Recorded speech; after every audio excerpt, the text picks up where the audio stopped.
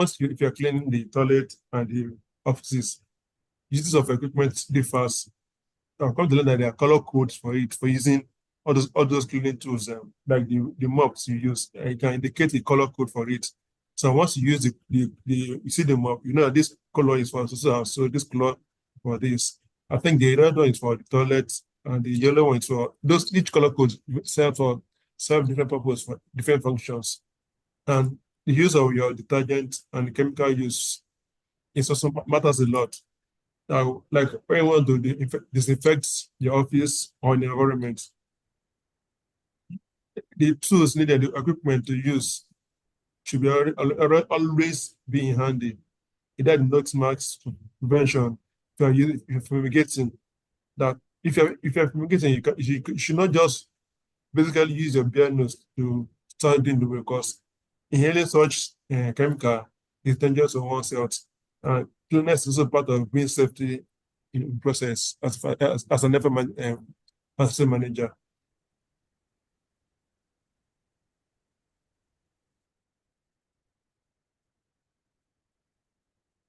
Thank you very much, Kenny. So basically, in clear terms, just like Kenny have said, it's about hygiene, cleaning and hygiene. Your last class was on cleaning and hygiene. And I'd say that it's a very important aspect of facilities management, because as facility managers, we need to understand the importance of having a clean environment and keeping the environment clean. When we talk about the building, when people come in, the first thing that they see is actually, how, in fact, the general outlook of the environment or the building, and that speaks about cleaning. And from cleaning, you then talk about hygiene. So it's really important that as facility managers, we understand the process and what it takes to actually properly clean a building that we manage. And I'm sure that the course would have taken you through all that you need to understand in terms of cleaning. But I'll tell you one thing that you need to understand, that cleaning is different from professional cleaning. And the reason why you have taken that course is to understand what professional cleaning is and be able to implement, those things that you've learned at your various place of work. So it is very important that, when you go back, you do an assessment of how your property is and how cleaning is being done. You assess the people that are actually doing the cleaning. Do they understand what professional cleaning is? Or for them, it's just to pick up a broom and sweep, the floor or wherever you have assigned to them. So it is really important that while you have taken that course, you go back to, brainstorm around what you've learned and be able to develop further and understand what you need to implement at your place of work. Right. So today we're going to be talking about human resource. As facility managers, as facility managers, we are always involved in, managing people. And this goes between your staff and even the people that you provide a healthy and comfortable environment for them to either live or work. And that involves, basically managing relationship with those people that are your clients and managing the people that you have provided as resources to execute the project that you are executing. So HR is a core aspect of facility management. But before we delve deep into it, I'm sure we must have met during the orientation. I was there, I introduced myself, but I'll just briefly do that again. My name is Owobose Mudiame, Ose for short. You can see that on the screen. I would have said, let's introduce, let the students introduce yourself, but I don't think we have time for that. And I also recall that during the orientation, we already did that. I met, quite a lot of you, but while we proceed on the course, I'm sure we will continue to interact and be able to get to know better. So you already know the house rule, right? So I wouldn't want to spend so much time on that, but just to highlight, you would understand that, your phone can ring at any time and it would cause distraction. It would distract your line of thought while you are listening to me, because as information goes to you, it sort of activates certain things in your head that you continue to brainstorm, and that echoes what you're hearing more, and you learn more in that process. So it is good that you try to put your phone on silence. I would also advise that we speak at a time. So if you have anything to say, quickly raise your hand and I would notice and call you to say what you want to say.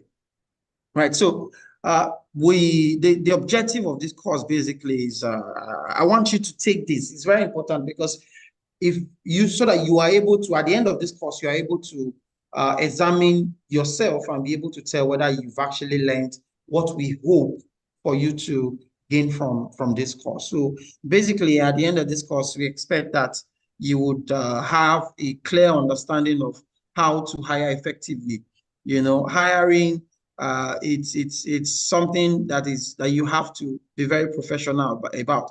Although we have the team, the HRO team, that are specialists in doing this, but as facility managers, we are people managers, we are also human resource managers. So it's very important that we understand what the hiring process is, especially as it relates to facility management, and what you need to always keep in mind when you decide to hire, because there are certain things that if you don't get right from the very beginning, chances are you might end up not getting the right candidate for that position that you're trying to fill. Understand also planning, motivation, and employee management. Basically just how to manage employee, what you need to know to be able to manage employee. We also expect that at the end of the class, you understand employee, you are able to guide employee development and align it with organizational value. People come into organizations to grow, and when we say grow, not just financially, but in all aspects of their career as well as life. So that part of the course would expose you to what you need to know to be able to develop employees, and also be able to align that to the organizational value, right?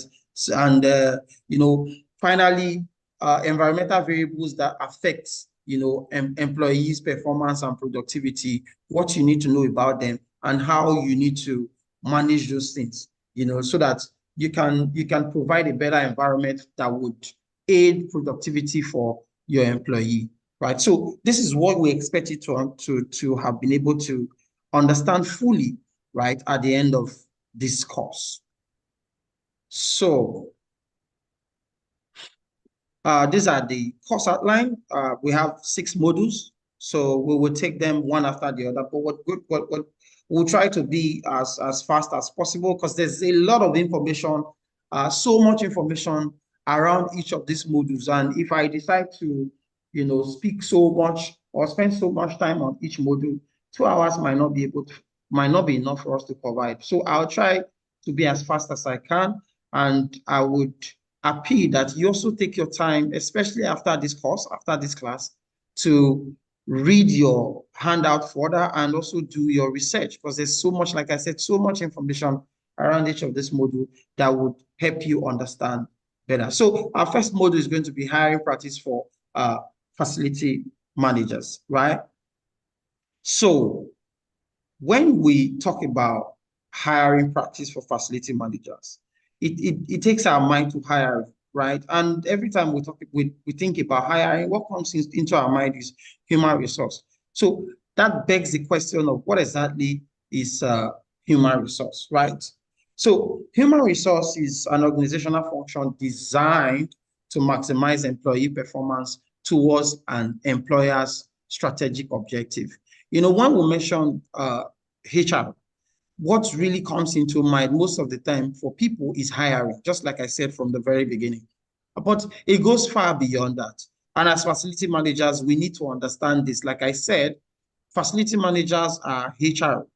They are human resource managers. They are people managers, because you manage people, you supervise people, in your quest to, execute your job and provide a healthy and comfortable, safe environment. So you need to understand that, you need to understand what human resources. And like I said, it's not just about hiring. It's really about the end goal. It's really about the end goal, what the strategic objective of that organization is, right?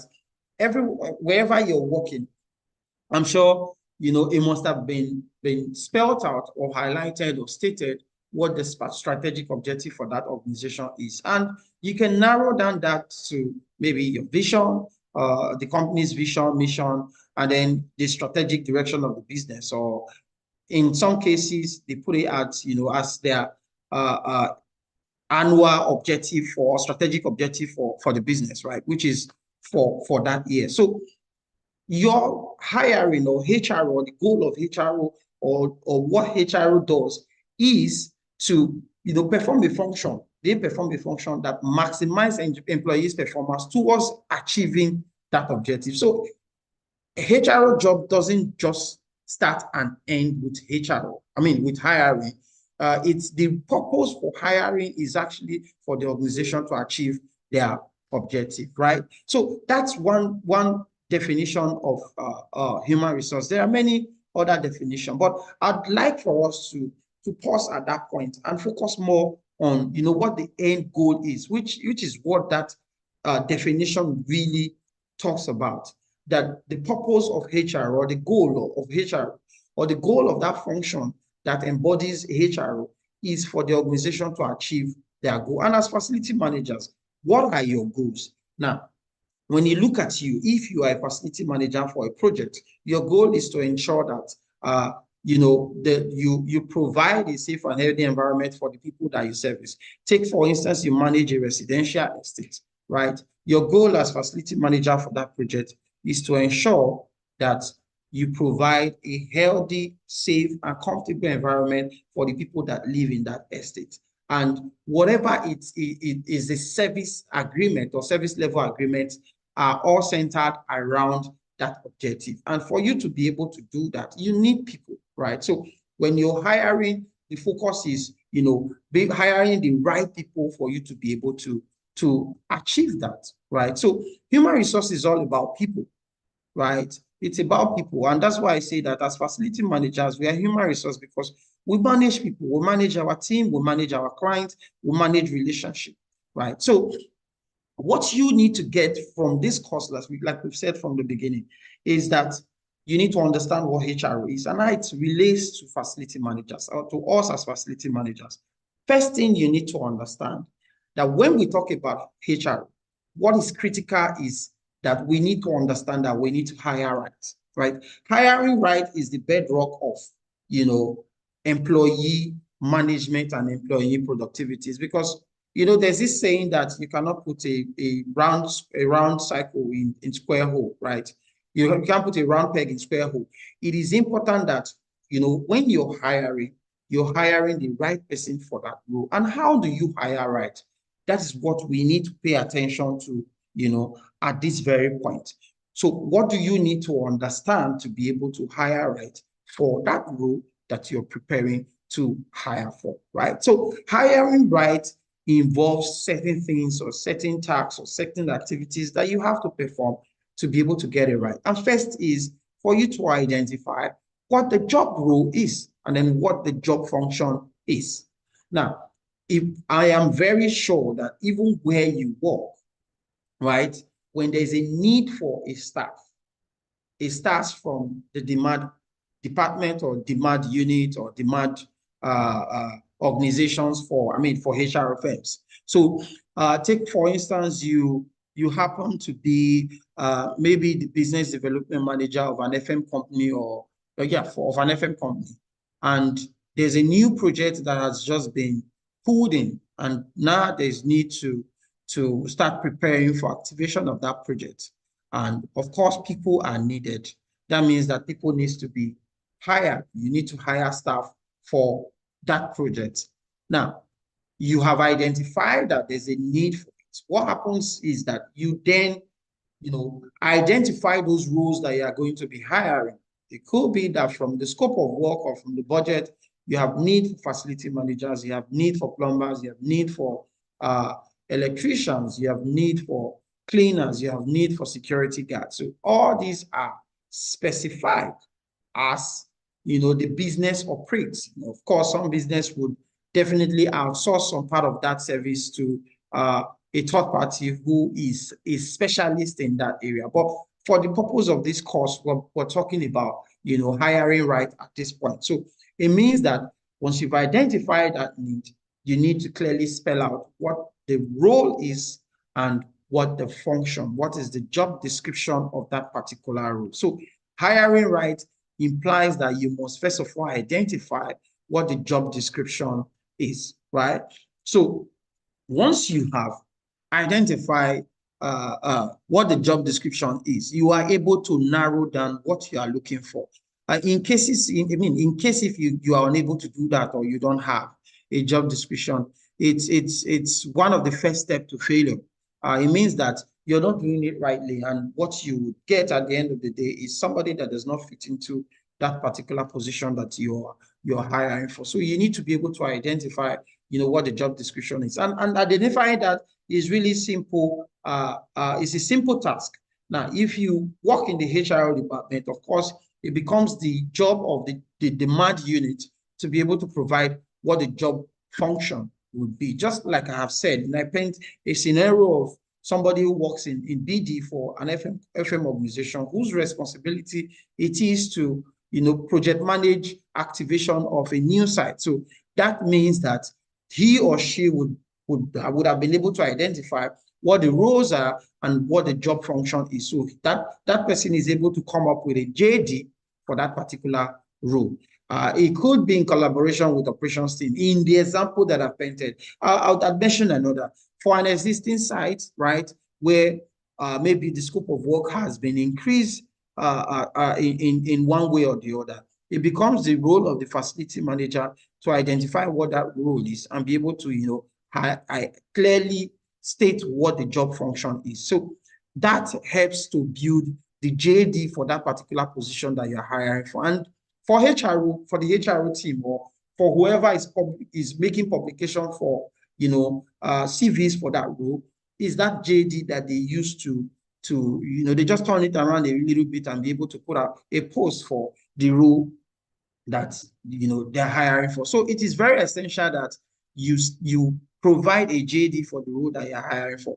That is where the hiring right really starts from. And that JD should have certain essentials, the skill required for the job, the experience required for the job, summary of education required for that position, and then a summary of job role broken down into, broken down point by point. You can put them in multiple bullet points. You can have headings. It depends on the role, right? Some roles would require certain leadership skills. So you can have leadership skill and then leadership role rather, and then have highlights of what you expect that person to perform in terms of leadership. You can have managerial, you can have technical, you can have commercial, depending on the role that you're hiring for. So it's very important that these are clearly identified and stated out. And like I said, this is where hiring rights comes from. Being able to identify so being able to identify the job function and transforming that into a JD that clearly spells out the kind of person that you are looking for. I mean, when you put that out, people even see it and they're able to tell if they fit into that position or not. That helps you it makes your process easier. It's easier for you to filter people. And so basically what you need to understand is that hiring right starts from doing this that I've clearly stated. So it is very important that you are able to do this. And as facility managers, right, it is our role to provide this information, especially when it comes to hiring for a facility management role, right? So you need to understand. So this also takes us to what our role is as facility managers in terms of HR. for us that work in HR firms, right? I mean, in FM companies, or even in the demand organizations, that's the client side of it. For those of us that work there as lead facility managers for those companies, when there is need to perform some services in-house, it is also your job to put this together and pass to the HR team to hire. So this tells you what your role is in terms of the general HR process of every organizations. Now, as facility managers, you know that we're support staff. We support the entire organization. We support the entire estates that we manage, the occupant of that estates. And that's, that because we oversee all of the facilities that help them stay healthy or help them stay in a healthy environment, clean environment, and safe and comfortable environment. So support is a critical part of the role that we play as facility managers to our clients, and also as facility managers to even our colleagues in the HRO unit, our colleagues in different segment of the business, to ensure that at the end of the day, the objective of the organization is achieved, right? So talking more about, hiring right, because like I said, this is the starting point. If we get it right, if we hire right, it becomes easier for us to manage that employee. It becomes easier for us to develop that employee. It becomes easier for us to retain, that employee. So now that you have been able to, put up a job description for the particular role that you are hiring for, what next? What do you need to do next? So, of course, you start collecting CVs, you start collecting, looking for pool of, I mean, if for your organization, you have, some organizations would have pool of CVs already stored in their bank for candidates that will most likely fit into any position. So, you pull that out, look through, and be able to select those you feel they fit into that position. You might find yourself in an organization tomorrow where, it's not so big, right? And you are made to do multiple or play multiple functions. So you see yourself being the facility manager or the head of operations for an FM company, and you see yourself also doing HRO job, right? Because they don't have a functioning HRO unit. So it means you have to be involved in hiring, you have to be involved in developing staff, you have to be involved in planning for the development and motivation of staff. Basically, employee management, motivation, development, and ensuring that those employees are retained. So, but basically, like I said, you now have to collect CVs. Next thing would be for you to interview, right? Interviewing is a big part of the job, or a big part of HRO process. So how do you do that? We're talking about hiring right. So what that means is we need to understand what we need to do at different stage of that process to be able to do it right, and not just about doing it, but doing it right. So you've been able to collect CV. What next? The next thing would then be for you to interview, right? So interviewing, what are those things that you need to keep in mind? Because most time, some of us just, we just go into an interview and, that's it. But on both sides, as a candidate that's going for an interview, or as you that is on the other side of the table, they're trying to get the right candidate for this job. But let's focus on you on the other side, trying to get the right candidate for this job, because we're talking about hiring right. So there are certain things that you need to put in your mind. So you need to take time to prepare. Most times we feel like the candidate should be the one to prepare. No, what you're doing is a serious task, and you need to prepare for it. You need to take your notes on what you are looking for. You have already spelled that in the JD, right? But of course, it won't have all the detail. It could be a summary, but on your note, you have the details of everything that you want, so that you are able to also look very well and be able to make good judgment while you are speaking to your candidate. So have well thought out questions. Questions are very important, because questions help you bring out the best in in the candidate that you are interviewing. If you ask the right question, you will get what you get to see what you want to see. And if you ask the right question the wrong way, it also could make your candidate very uncomfortable. And at the end of the day, you might end up losing a good talent, because of the way you ask your question. So it's very important. It's very important that you have well thought out questions, right? Make the interview comfortable from the very start. Very important. You don't want a situation where you come off as frightening and they become very uncomfortable. And at the end of the day, they are unable, they are not at ease to be able to respond to you very well. So I'll ask open-ended question. Interview length, it shouldn't be too long. 1.5 hour maximum. I mean, if you could do 30 minutes, trust me, is even better. Unless it is, I mean, there are certain, it said a candidate come in and you guys start asking questions and it just start flowing. You might not even know when you talk up to an hour or more, right? Depending on how it is. But basically, try as much as possible to not make it too long. No matter how sweet it is, it gets really boring at some point, and your candidate might get tired and frustrated. So it is very important that you make it as brief as possible. At the most, 1.5 hour. Ask the interview questions about their past performance. If you look at what was mentioned there, past performance are not past job function or job role or whatever. Performance, and be very specific.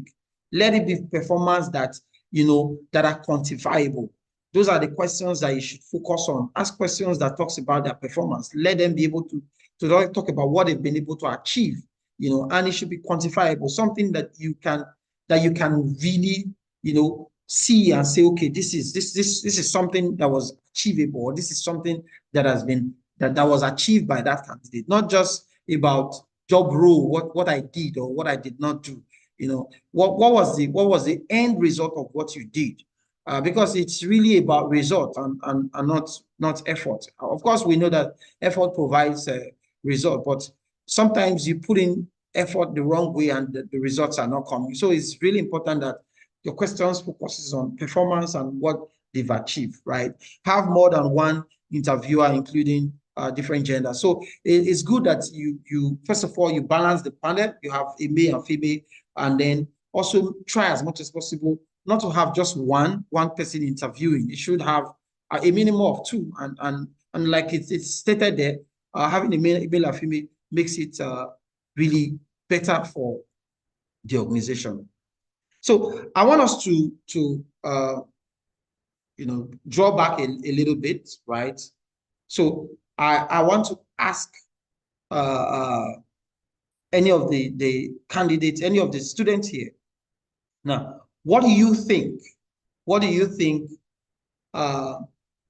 today, right? What do you think is that thing that can make a candidate, very uncomfortable, judging from or looking at the way the interviewer interact or come off to the candidate, right? Let's talk about that a bit. So somebody can just raise your hand. I'm sure all of us we've gone through interviews, everywhere. So we probably have one or two experience, and let's talk a little bit about it.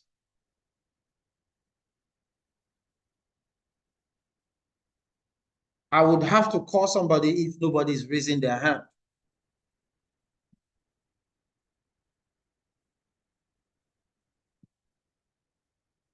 Okay, so please, Mr. Paul. Mr. Paul Chidi, what do you think?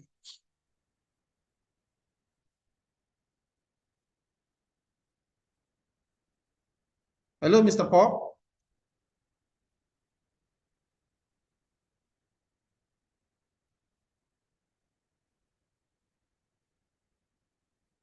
Hello.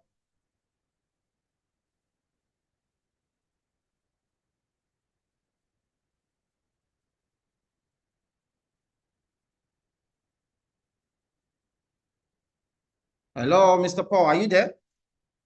Paul Chidi. Paul Chidi. I can't hear you. Go on, please.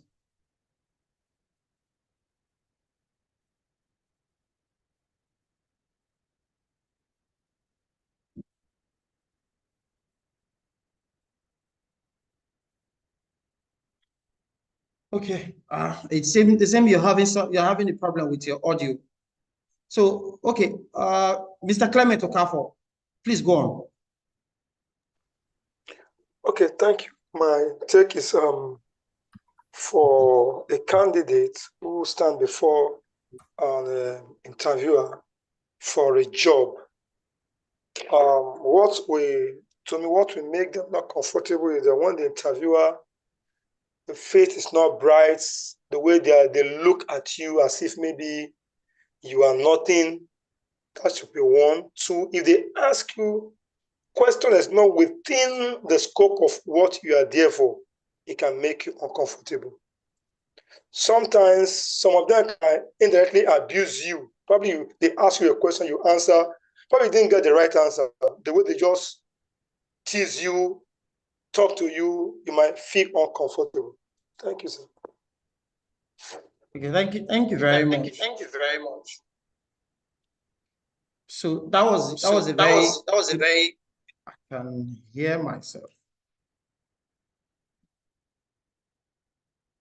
So that was a very good point, and Oluwashola, please go on. Okay, thank you, and good evening to everyone on the call. So, what can make someone uncomfortable during an interview? Is that even you yourself, if you are yet to master what you want to say during the interview period, because, for example, now you're going for an interview and you are not fully prepared, so definitely you feel uncomfortable going there. Just like them asking you a basic tools or little background about the company, and you did not give them a favorable response. So definitely, even you yourself, you'll be uncomfortable. Thank you. Okay. Thank you very much. Yeah, so I had to, okay, Mr. Damu, please go on. Quickly, because we don't have time. What makes people uncomfortable during interview is that when you prepare your CV in such a way that what you wrote there is not what you actually did, and immediately the interviewer asks you questions with regards to those things on your CV, you start fumbling. Of course, it makes you definitely uncomfortable. So you always have to write the things that you've done before, so that even you have to be sincere, so that when they ask you questions that are not what you've done before, you just said, oh, so I'm not familiar with that. I've never done something like that. But when you write things that you've never done before and they ask you questions, you see that you will not be able to answer. So it makes you uncomfortable. Thank you. Yeah, very, very correct. Okay, you can bring down your hand now, Mr. Damu. Okay, I don't think we'll be able to take another one because of time. So basically, the reason why I had to bring this in is because for all of us, we would definitely have the opportunity to be on the other side of the table where you are the interviewer. And it is good that we understand how important it is for us to be able to make our candidate very comfortable. How important it is for them to be at ease so that they are able to respond and bring out the best in them, because what you want is the best, and you want to be able to identify if this candidate really fits this position that you are hiring for, right? So it's very important. But to quickly wrap up this module, what you need to understand is that hiring right is very important. It is the starting point of the entire HR process, getting it right. Because if you don't hire right, you end up being unable to manage that employee, develop that employee, and retain that employee. And for you to be able to hire right, you need to first of all be able to identify the position you're hiring for, be able to highlight it clearly, to specify it clearly what it is, what that position is, and be able to clearly state what the job function is, which becomes your JD. And once that is done, you now start looking for candidates that fits into that position, candidates that are able to fit that shoe. And there are different ways that you can do that. You can do that online, put a publication online where people see that post, they are able to identify if they fit that position and apply. You can also reach out to, of course, organizations that maybe there are HR companies that, help you scout for candidates that fit into that position. Today, I mean, depending on the role you're hiring for, companies would rather reach out to an HR firm, HR sourcing firm that help them source for candidates that fit into that position. So it is very important that you identify the job requirement and you spell them out, you prepare your JD, and then you scout well so that you have a large pool of CVs that you're able to run through, filter, and get the best for that position. So, but understand, hiring right is very important, and it is from there that you can move to the next stage. If you hire the wrong person, it becomes a problem for you to manage that employee. Now, let's go through employee management and succession planning, right? When we talk about employee management, I think different things come to, different people's mind, but it is what you need to understand is that when you hire an employee, we say that there's always a saying that you don't go into a marriage to divorce, right? So when you hire an employee, some people are already saying that, oh, the employee would leave. But when you hire right from the very beginning, it becomes that thought is not, is not the first on the front line. So which is why it is very important that you get it right from the very beginning so that the employee is easy for you to manage. Now, how do you manage an employee, right? You've hired an employee, it took you time, right? You went through different stages, a process to be able to get to that point where you hire someone for that role. And it's also very expensive. Hiring is expensive, to be honest. And now you have to retain that staff. The employee is part of the business now. You have to retain that employee. Apart from retaining that employee, you have to bring out the best in that employee, meaning that you expect the highest level of productivity from that employee. How do you do that? Right? So this brings us to how do you motivate your employee to get the best from them? Right? And when it comes to motivation, I would usually like to talk about caring. Sometimes people say, what is some managers or some leaders will say, what's my business? After all, we're paying him salary. So the salary should be enough to motivate the employee, or the salary should be motivating the employee. But unfortunately, people are moved differently, right? People are moved differently. What motivates A or what drives A might not be the same thing, driving B. And people don't even want to be in a bad place or work in a bad place or have a bad job or, work in a toxic environment. So you want to be able to, sort of bring that kind of environment where your employees are very comfortable. They are happy, right? Even though they don't have the best of what they need in terms of maybe their remuneration or their office workspace, right? But still, because of certain things that they see, that they experience, that some might not see, that some would say it's not significant, right? But those things matters and they help to make the difference. That's why you would see some employees work in a particular place for a very long time, because of how the business treat them, because of the way people are being treated. And that talks about care.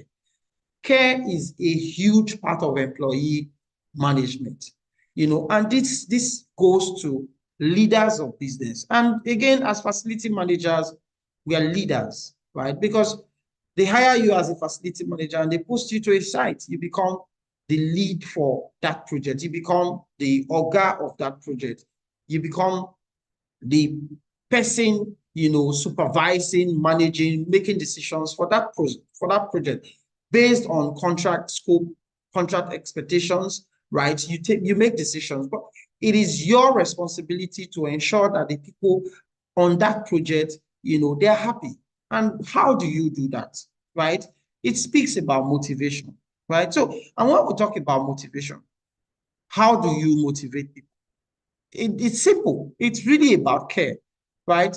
Because if you care for people, right, when you show genuine care for people, there's a certain way you treat those people. And I'll take you home a bit. For those of us that are family people, I mean, we are all family people, even when we are not married or have kids, we have siblings. There's a certain way that we treat them that resonates in their hearts. And it's not just about giving them money, right? It's about showing genuine concern. And that's the key word here, about showing genuine concern. You wake up in the morning and you get to work, and I mean, you see your employee, looking different from the way he or she would usually look. And for you, I mean, you just walk past and you're like, see, this one he don't start again today. This one, they always get a problem. Rather than leverage on that opportunity to show care and genuine concern, and that makes that employee start to rethink the way they see the business, the way they want to push the business, the way they want to promote the business, the way they want to sell the business, because the people at the top are showing genuine concern. Sometimes in some business, some of the ogas, they actually don't know the names of their cleaners, right? And it might be normal, right? But when you go when you take the extra mile as a leader in that business to know your staff, it speaks a lot, and it shows the people that you are someone who care about their existence. You're someone who care about them in the business. I mean, if you are the top can walk past them and you mention their name and you ask, how are you doing? I hope everything is fine. It can mean a lot to a lot of people. So managing employee involves motivating them, and there are different ways that you can motivate them. I just mentioned showing care and genuine concern. That's one way that you can motivate them. So again, how do you motivate them? You can see some here: show genuine concern, take time with your employees, get to know their names and interests, express praise and thanks for a job well done. This is very important. Sometimes we are very quick to criticize or reprimand our employee when they go wrong. But when they do the right thing, we don't do that because we just feel that that's what we're paying them to do. No, that's what you're paying them to do. Yeah, that's true. But how do you bring out the best in them? Leverage on that opportunity that they've done well to make them do better and more next time by praising them. So it is all these that would help you, get the best out of your employee. And the center of this is you showing genuine concern. And I mean, showing care for your employee, motivating your employee. More of that is that you be attentive to their needs and requests. Pay attention to what their need is. Sometimes they ask, sometimes they might not, especially for us facility managers. We facility managers, sometimes we are so engrossed with maintainers that we forget the people that work for us, the people that we manage at the site. And, in the process, we lose out on opportunity to bring out the best. Some of us don't even understand what motivates employee A and what drives employee B. And sometimes we say, oh, this staff is very problematic, but another person comes and manages that staff and they are able to understand the staff very well and bring out the best in them. So it is important that we understand, our employee, and that involves you paying attention to them, their requests, what they like, what they do, what they like to do, right? Always follow up with them as per request. Was it given to them? The request may not have come to you, but you are aware. Why don't you follow up? Like I said, it's always an opportunity to show care and genuine concern. And that's the key word here, because you want them to see that you care. You want them to see that you have their interest at heart. Trust me, the moment they see that, they would see that thing that you're doing, that thing that you're trying to achieve.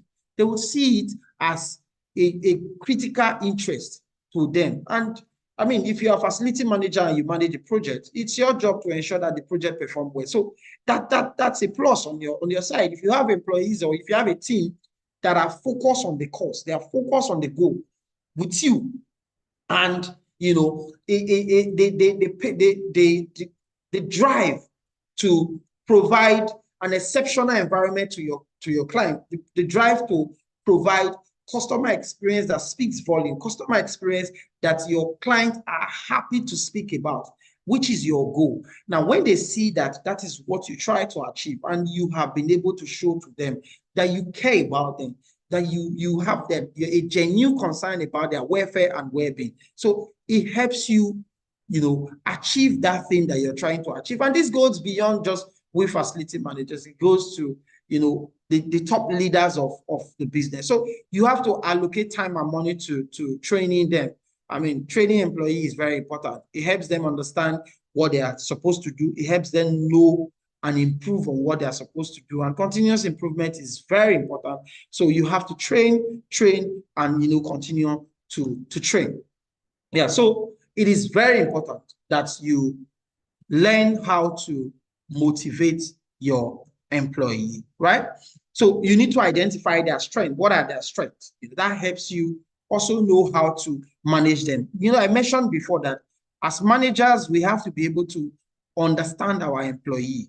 Take time to study your employee. It helps you. You will be able to motivate that employee. You will be able to improve that employee once you understand what drives their focus. It is critical that as managers that we take our time to study our people, right? So now let's also look at succession planning, right? Because as managers, we look at the business, right? Certain things can happen, and people are a critical part of the business, especially for us facility managers. We require resources to get the job done, and part of that resources is the people, right? So you can hire today and tomorrow the person is gone for one reason or the other. So what happens when that happens? That's why part of managing employee also involves looking at succession for that employee. And there are different ways that you can do that. But understand that it is very important that you look at succession for your business. You look at succession for each and every employee in your business or in your site, in your project. Now, because it's a facility management program, I would always talk about facility management or talk about facility managers, right? Now, you have a site where you have technicians and they are hired to perform their job. And over time, they have understood the property, and they have information as regards what should be done, what can go wrong, the cares that must be taken. Now, what happens when all of a sudden that employee leaves? Let's even go a lot further. You have a building that you have taken over, and at the point of taking over that building and activating that project, there are technicians in that site who were there at the point of construction. So they have legacy information about that building. What happens tomorrow when such technician leaves? This goes beyond just the site, the property. It goes to even the top, where you have senior managers who are managing the business, and they have access to information. In fact, they are custodians of those information. And then all of a sudden, they leave. What happens? So this is a critical part of HRO. You have to plan for succession. And how do you plan for succession? That is the major question that we have to ask. And that is the major question that we are going to answer, in this course. So for every role, it is important that, you plan in case if that person leaves, somebody is able to fit into that shoe. And there are ways that you can do that. One way would be for you to have an assistant, for that particular role. So depending on the size of the business, right? Some businesses have large budgets. I mean, they're big, they have money, so they can decide to hire assistant for every role. Not we can call it an assistant, but it's just like hiring two for a particular unit. So basically what that means is when you hire for that position, you're not hiring you're not utilizing 100% of that human resource for that particular unit. So it means you have somebody like a fallback to who is working along with that person. And you can call that person an assistant, is understudying that particular role. And that also goes down to even the site, where I gave an instance of a site where you have where there's a building and the technician there, they were there doing construction, so they understand the piping, they understand the design, they know where each pipe goes through in that building. So the building right now, there's no design anymore, there's no drawing. The drawing cannot be found because it has moved from one point to the other. Now they are relying on people who have access to, that they have mental a picture of where all that pipe is going to. So what do you do? Like I said, having someone work along with that person to understudy, that person is very important. Otherwise, you have a situation where that employee leaves and there's a huge gap and something happens and it's a crisis where everybody is running helter-skelter. So it is very important that you do an assessment, right? Because succession planning is not something that you just put in your head. This is also a big job for the HR team, right? So because where in an organization where you have a HR department and a robust HR department, they plan for this, but it goes beyond just the HR. As managers, we have to be able to look at all of this. And like I said, it has to be intentional, not something that you put in your head that like, oh, this is what will happen if this happens. You should plan for it, assess it, plan for it, and document it. What happens if this person even falls ill tomorrow? Who fits into that role? Who plays that role? And be able to get things going, right? What if the person slums tomorrow? And is the business going to slum as well? So succession is very important, and you have to be able to, plan for it. So succession planning is about working yourself out of the job and promoting others, to your job. So another way to manage succession planning is also having a promotion system within the organization. Today, I think is lacking in most organizations, or even in most FM companies, especially small businesses, where you have someone leave, rather than move somebody below that person to that position, they'll rather go out, hire somebody and bring it in. And I'll tell you what that does. It demotivates other people within the business, because for them, there's this idea that I'll be able to grow in this place. So once you do that, it cuts that expectation short. It cuts that belief and hope short. And that belief and hope was supposed to be a motivation and drive for that person, for the business. But you've taken that away. You've gone ahead to hire somebody outside and bring that person in. So you see, you are already, rather than, build promotion plan into your succession plan, right? You are even using that to demotivate your employees. So it's very important that while you have resources that you can push when a particular role is vacant, right, that can fit into that position, then you also have a promotion plan within that organization where you can move people from down below to the next level, as part of your succession plan, as part of your motivation plan, and part of your employee management plan. So it is very important that all this you keep in mind and you build that into the plan. Like I said, your succession plan or your employee management plan shouldn't be something that you have a mental idea of. It should be something that's documented. Yeah, right. It should be something that a document that you can pull out. And even when your HR manager leaves, or your facility manager, who is also HR manager for a particular project, leaves, the next person that comes in, or the next person you promote to that level, is able to pick up that and read through it and be able to get exactly what the business plan, if this happens, right? So the goal of succession planning is to make your employees replaceable and provide seamless FM service if vacancies occur. So you can see that you're not tied down, right, where you are in crisis when somebody leaves. You already have a plan, right? And the business, continues to move forward.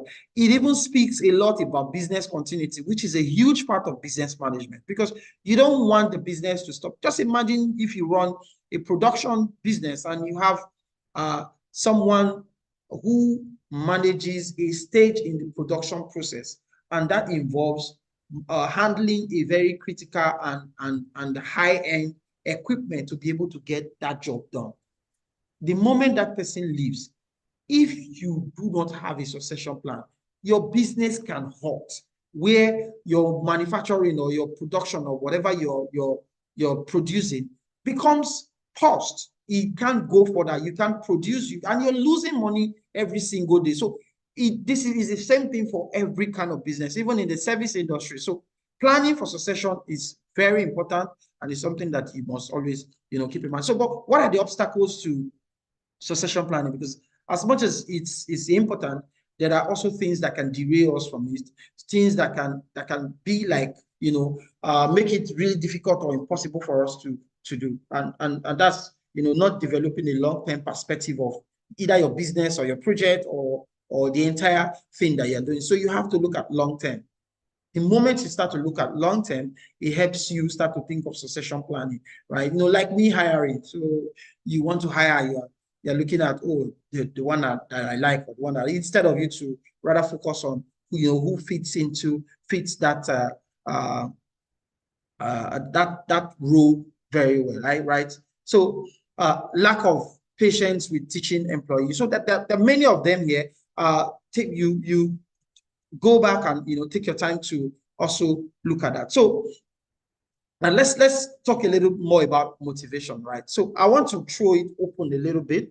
I'm going to call one so that we don't spend too much time to talk what your understanding is about motivation and how, as facility managers, how we can motivate our employee. Clement Okafor, please take the mic and talk to us.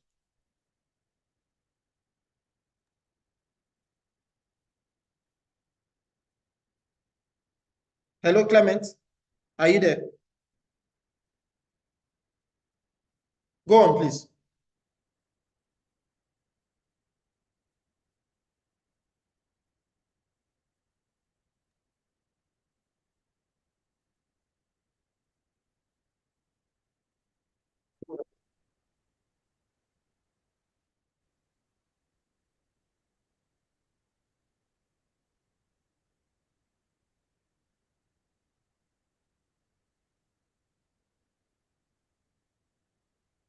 Hello, Mr. Clement, are you there? We can't hear you. Okay, Mr. Alabi, can you take the mic, please? Hello, Mr. Alabi. Hello? Yes, please go on. Can you hear me, sir? Yes, I can hear you. Go on. It's Clement, please, can you come with the question again? Sorry, please. Okay, so I said, tell us how you see motivation, what your understanding of motivation is, and how you think as facility managers we can motivate our employees. Okay, all right. Thank you, sir. For me as facility manager, because our job is very vast, we have a lot of workers under us. Most of every unit have different workers that actually we oversee as facility manager.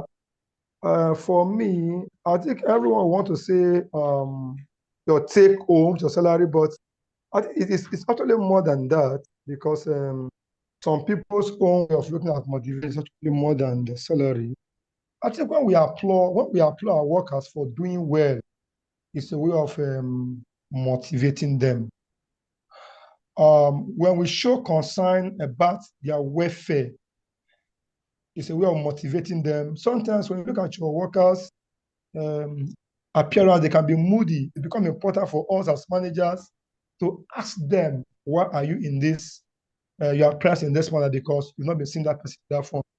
I think our relationship and communication to them is a way of motivating them to know how they feel, their welfare, applauding them, appreciating them when they do a very good work. And sometimes when we financially strong and we know they don't have, we can as well give them if we have. I think that for me, that's a very good way of motivating workers to do more. Yeah. Thank Yes, you are very correct, and thank you. Right, like you said, showing concern and then assisting when they need financial help. But beyond that, right, as a process or a standard within the organization, of course, reward and incentive is one way to motivate employee. And reward might not just be, financial. It could also be, other things. Promotion is also, a very huge way to motivate employee. And I'll tell you, a long time ago in the early part of my career, when I started a job there, when I joined, the project that I was hired for was in a very dicey situation. The company was almost losing the contract, and I came in, I did my best, and thank God things changed, quite a lot. And the organization, the FM company I was with at the time, went quickly to promote me, even when I was just a few months, with the organization. And I know how that made me felt. I know how that also increased my commitment to seeing the organization succeed.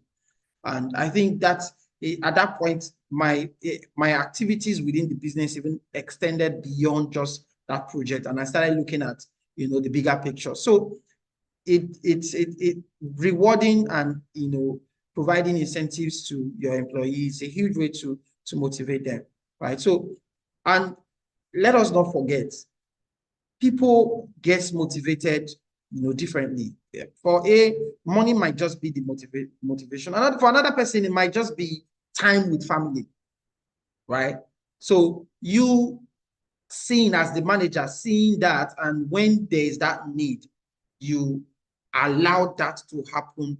That might just be the huge motivation that, drives that person to also want to do more and be really productive for the business, right? So it is very important that, as managers, that we are able to understand our staff, the people that work under us, and we are able to motivate them, because you need that understanding to be able to motivate them. And as you can see on the slide, for some, money might not be the primary motivator. So what you need to do is to study the people that you oversee, study your subordinates, understand them, because that understanding gives you the opportunity or gives you what you need to be able to motivate them. And they all would be motivated differently, but you need to understand. So that's very important. So you have to, right,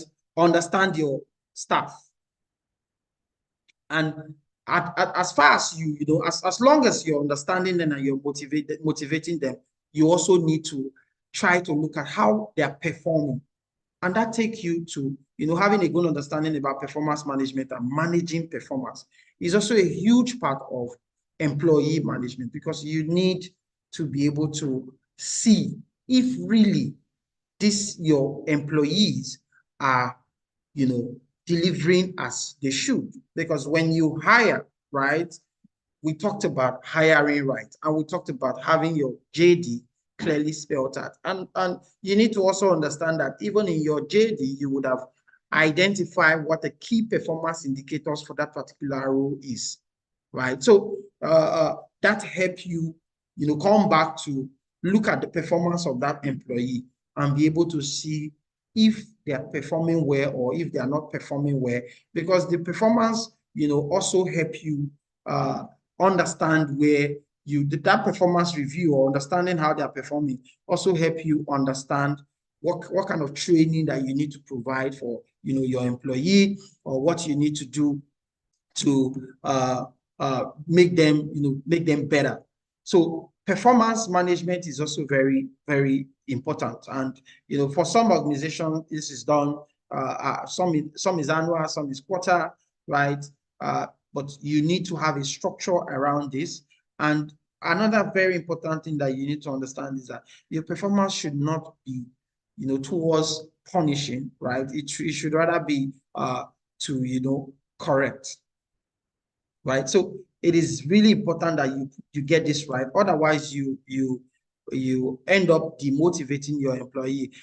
When you have a system where you review performance and you identify where the gap is, and you're able to provide the right training or guidance or whatever they would need to make them get better, it helps you motivate your employee again. But beyond motivating, is also very important that you have discipline within your structure, right? So how do you do that? Because if you don't discipline in the right way, and if it's not seen to be fair, you also create a system where people people feel like there are special ones, and they are not special ones. But understand that your disciplinary process or review shouldn't just be punitive, like I said before. Rather, it should be corrective, right? So there are different ways that you would rather correct rather than punish. And I think that's where some organizations actually get it wrong. They rather focus on punishing people for what they didn't get right, rather than correct it. So you have to have a good process or and structure around that. And for every disciplinary process that you have to activate, it is very important that you investigate very well before passing judgment. Otherwise, you would have a situation where you are punishing people for the wrong reason, right? Or you are applying disciplinary procedure for the wrong reason. So you have to, first of all, check very well, investigate. And by investigating, don't forget we're talking about performance. So it means that you have to do your performance review, check very well and be sure that, right, there's no genuine reason for the poor performance of work. And those genuine reasons, the solution to those genuine reasons could just be training, right? Or it could just be guidance. It could just be, having someone tutoring that person. So these are very important points that you need to get. So we'll move to the top module now, which is linking organizational value to employee development. We looked at hiring rights, and like I said, it's very important that we hire right. And we looked at tips that can help us hire right. We went further to look at employee management, and in employee management we talked about motivation, we talked about succession planning, we talked about a little bit about performance review and management. We also talked about disciplinary procedure or disciplinary review. Now, all of these, the second module talks about managing that employee, right? So beyond managing that employee, we need to be able to link the organizational value to the development of that employee. Now, when we talk about organizational value, we look at those core values for the organization. When you look at a particular organization, what's that value? What do you see? What do they value as that thing that they exhibit everywhere they go, right? So now, for every organization, they have their strategic goal, right? And it goes to also align with the value of that organization. And you need to be able to, align that with the development plan that you have for your employees. Yeah, so I want us to take 5 minutes break. So just 5 minutes, we would continue. Right. Thank you.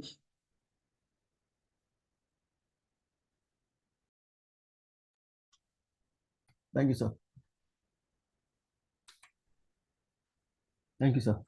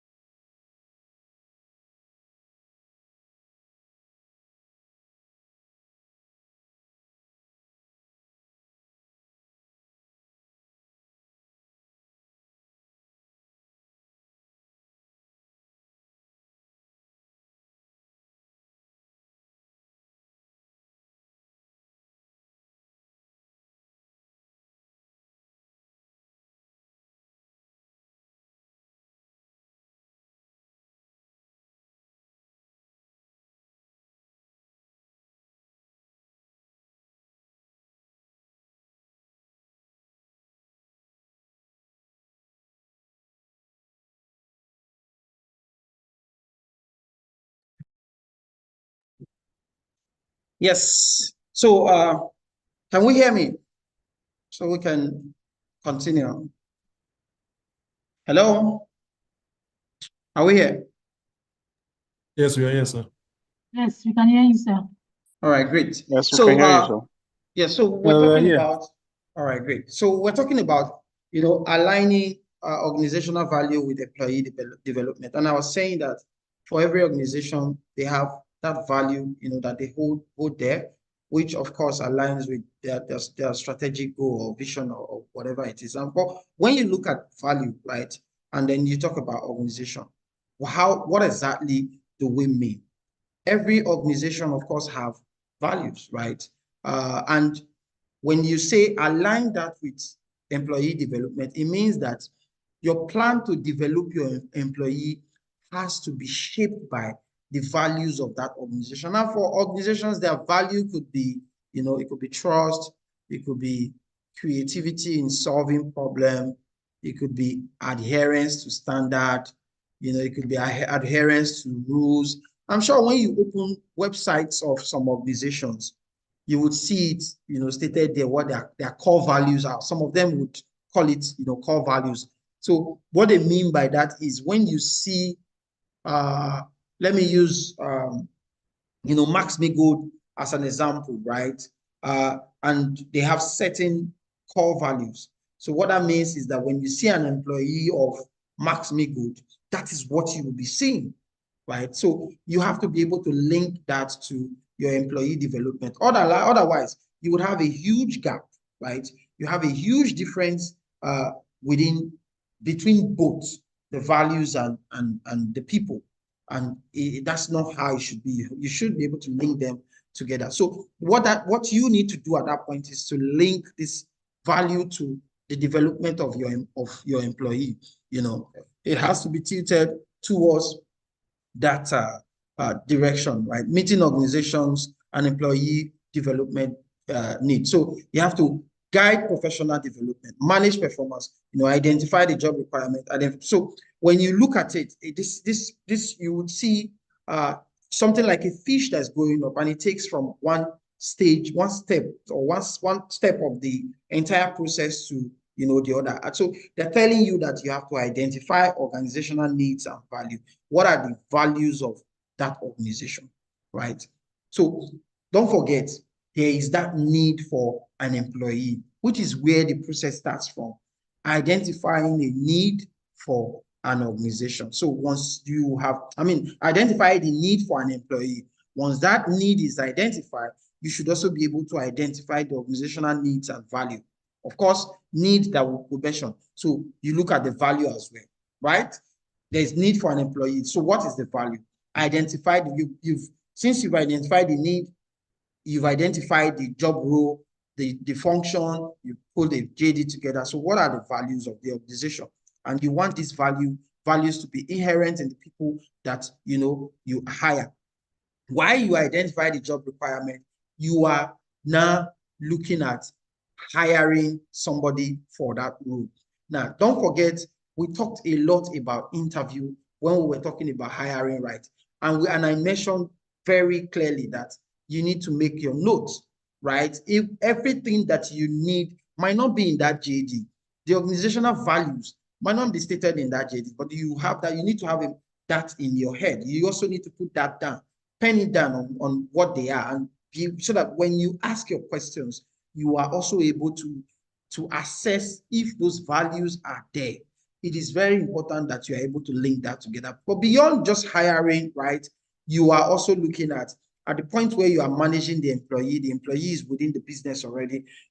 How do you then also try to inculcate that value in them? So your trainees, right, your trainees that you plan for your employees have to be tilted towards that. And there's nothing wrong, for every organization, you have to have a training plan for the year.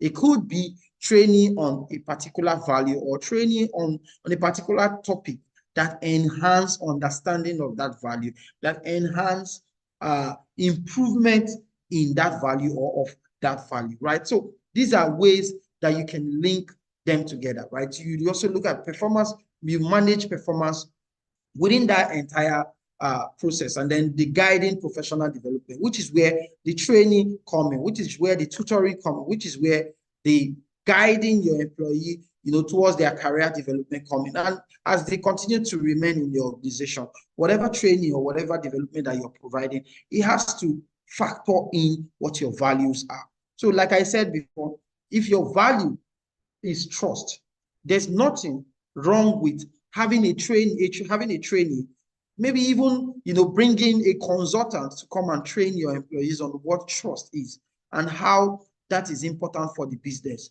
because it is a core value for your business, and you want your people to understand that, and you want your people to represent trust. And you know that there are certain businesses where trust is very critical. It helps you grow the business, because when your customers or your clients trust you, they are able to either be the ambassadors of the business and even help you sell the business. So it is very important that you are able to do that linkage. And one big way to do that is through your training development, being able to highlight and identify those values, and ensuring that the training that you provide helps enhance them, ensuring that the people at the top who are mentoring the people below, they exhibit those values, and they are able to also sell it to the employees below them. It is very important. On the job training is a huge part of our development process within organizations, right? And that involves assessing current understanding of level of performance. Through your performance review, you would have been able to identify where the gaps are, where they are not doing well, right?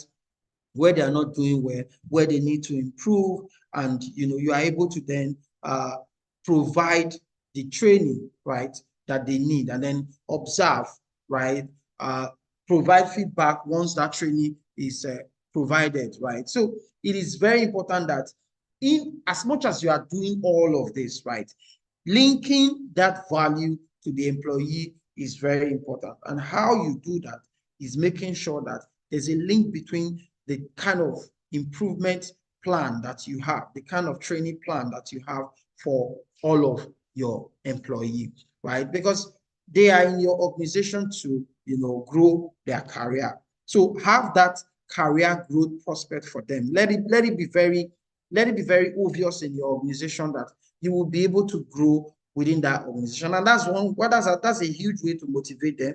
That's a huge way to keep them. And that's a huge way to get the best productivity from them. Don't forget what I mentioned from the very beginning. From my own experience of, the organization I was with some time ago, where I got in, did well, and I got promotion. That changed my entire orientation and belief of what that business is, or how they see me.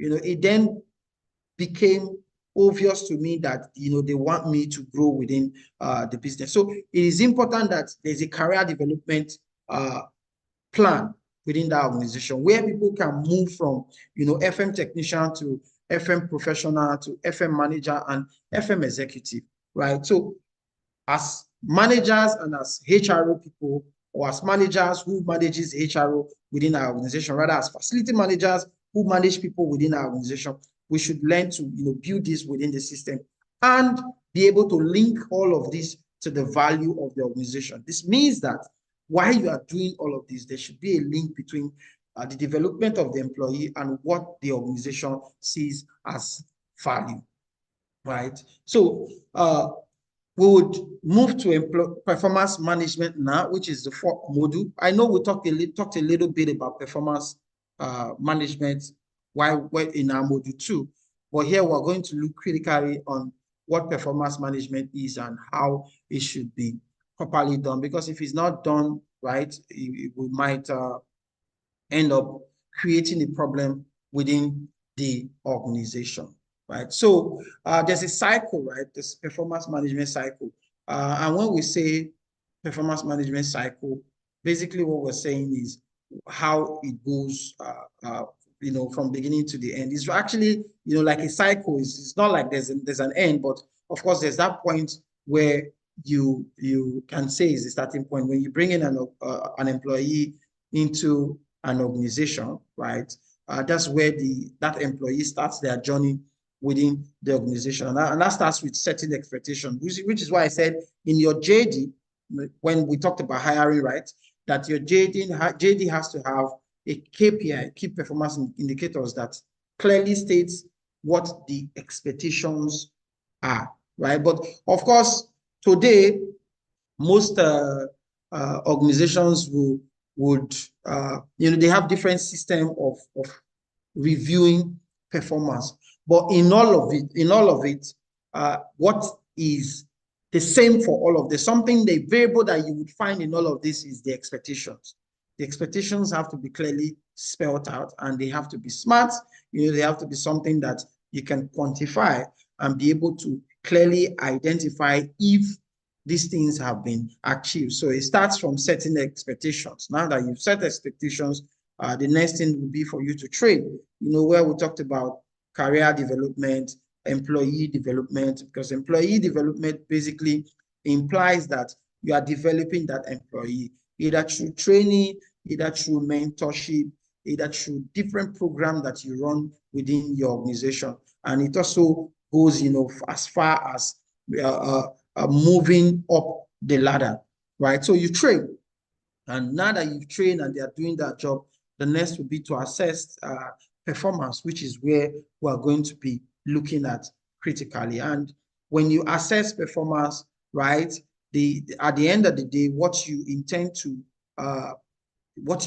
achieve is to be able to identify where there are gaps, and where there are a lot of successes, so that you can reward where there are successes, and then you can correct where there are gaps. And correcting in this case doesn't mean punishing. Rather, it implies that you've identified gaps, right? And then you provide what, again? Training to make that person better. And if this is done right, what you end up getting is motivating that employee. Now, appraiser, performance, of course, where we mentioned there, assessing performance, and that involves, appraising performance. And performance appraiser can, be two ways. It can either be formal or informal. And we don't know. Most time we actually do informal performance appraiser without even knowing, especially when we walk around and we see an employee doing a fantastic job, and we just talk about it and give feedback on the spot, or maybe later, but it's not very formal where you have it really documented and a one-on-one interaction. But that's informal. You see it and you throw it open, and it's also a very good way to actually motivate employees. So performance appraisal can be informal and it can also be formal. But let's look at the benefit. What are the benefit of appraising performance? It keeps employees motivated. I've always talked about this, and I think motivation is really a huge part of employee management. I've said that before. It is very important that we understand how to motivate our employee, and being able to do that implies that we have to understand that employee so that we know what motivates them, right? So performance appraiser keeps employee motivated, right? It changes behavior more effectively because things have been done properly. And this happens when you carry out performance appraisal the best way possible. And that's what we'll be talking about on this module, how that should be done. So it gives clear sense of how job performance is viewed by managers and supervisors, right? Strengthens organization and identifies strongest and weakest employee, which is a very huge part of employee management. You have to be able to identify the strongest and the weakest, and also where they are the strongest and where they are the weakest, because that can help you identify the role that they even fit more better. Because sometimes you hire and you realize that, oh, this person can actually do better here rather than here. So performance management or performance appraisal help you do all of this. Now, provide data for vital organizational tactics. So when it is done and documented, it gives you information or data that helps you make better decision, right? Even though organizations, do performance appraisal, takes it very seriously, yet some organizations still underperform, right? What could be the cause? Why do organizations still underperform even when performance management is a big part of their process, right? Conflict and emotions, right? Connections and compensations. People perform, but I mean, the compensation is not aligning, right? Lack of confidence in performance measure and how they are used. This is a very big part of, something that you need to have at the back of your mind, because sometimes expectations are set that are not even achievable.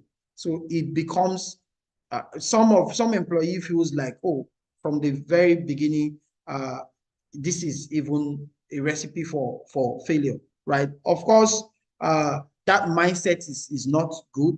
It's also inherent on you as the manager to be able to set that expectations or make that person understand what that expectation, how that expectation is actually realistic. And it goes to tell that, hiring right is also very important, because when you hire right from the very beginning and those expectations are clearly stated out from the onset, the people that you are bringing in can already see that and they know, what it is. So these are, some of the reasons why organizations still perform poorly, even when, performance management is a big part of their process and they spend so much time, so much man hour doing this. Some organizations, they will do quarterly performance review, right?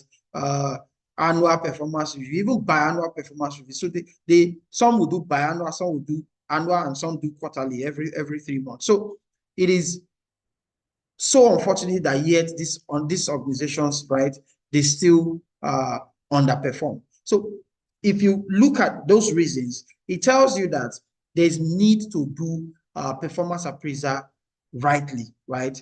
There's need to have an effective performance appraisal system. And what are those elements, or what are those characteristics of an effective performance appraisal system. It is positive and constructive focus. So it's not something to witch hunt people, right? It's positive, it's constructive. People can see that it's clear. It's not something that is ambiguous. You can't really tell exactly what is going on. It's clear from the onset. People see it. They can tell what the expectations are, and it was clearly communicated. And the performance review is open. Both parties are open-minded, and things happen rightly. So progress towards long-term goal. It progresses towards long-term goals.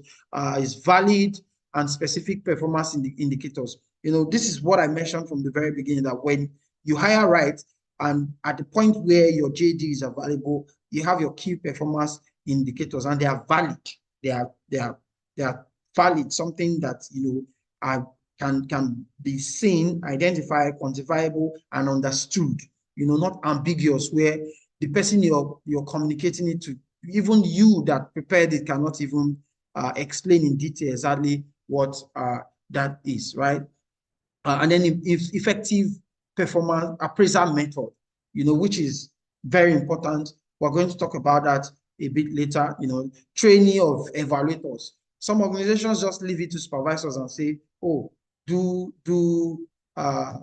your performance appraisal, but they don't really understand what they are doing or how it should be done. So it is important that the HRO team, explain in detail what is expected of them and how open-minded they should be, and not to actually punish their subordinates. And then documentation are very important. So when we talk about method, what are the performance appraisal method? There are different performance appraisal method. There's 360-degree feedback. There's category rating, where you put up rating for performance. There's comparative as well, where you compare employee A or employee B, or you compare certain variables for different category, and be able to then tell what the performance is. You can set a benchmark in terms of different performance metric, and then you start to compare from what the actual is. There's also the behavioral objective, which basically looks at the behavior. So there are different methods. You can also take the time. There are far more than this. There are many. Take your time to research and find out what other methods are available out there. Now, how do you conduct performance appraisal, right? We've talked about, what it is, why it's important, what the advantages are, what the methods are, how do you do it as well. So you prepare, right? So for different organizations, right, they have different process, but at the end of the day, it centers around these 3 stages, which is, preparation, which could start from the employee self-appraising his or herself, and documenting what he or she thinks his performance is, and then pass it to the line manager, who then also appraise that same employee. I mean, they all have different slots where they put their own feedback, and then once that is done, the two then meet, discuss it, why the employee feels that is his performance, and then also the line manager also talk about why he feels what that is his performance or her performance, and they could have different view of this, and at the end of the day, they discuss it, and they're able to come to a consensus about what the performance is. But it is very important that in this process there is need to be open mind, and this speaks a lot about the line manager, because how you come off with the process would give the employee the idea of what is being done entirely, right? But it's also very important for the employee to also be very open-minded, so that you get to learn. But like I said from the beginning, if you are the manager who shows genuine concern, who try to motivate employee, it's also easy for employees, your subordinate, to be able to see that you are genuinely giving feedback on what their performance is, and then they document. So this has to be documented, and it is very important that it's documented, because at the stage of documentation, recommendations are also made, right? Where the line manager can recommend a particular trainee based off what the consensus is in terms of, the performance, and areas where he feels there's lack and there's gap, and then, training needs to be done so that improvement can happen. So we'll go to module 5, but before then, I want to ask if there's any question. If there's any question, please ask quickly, because we are running out of time and we need to round up. Are there any questions, please? Yeah, go on. Mr. Clement, go on. All right, thank you. Thank you, sir. Hope you can hear me, sir. Yeah, I can hear you. Go on. Okay, my question is just let me make it very straight. Sorry, sir. How do you handle an employee that think he or she has immunity in the organization?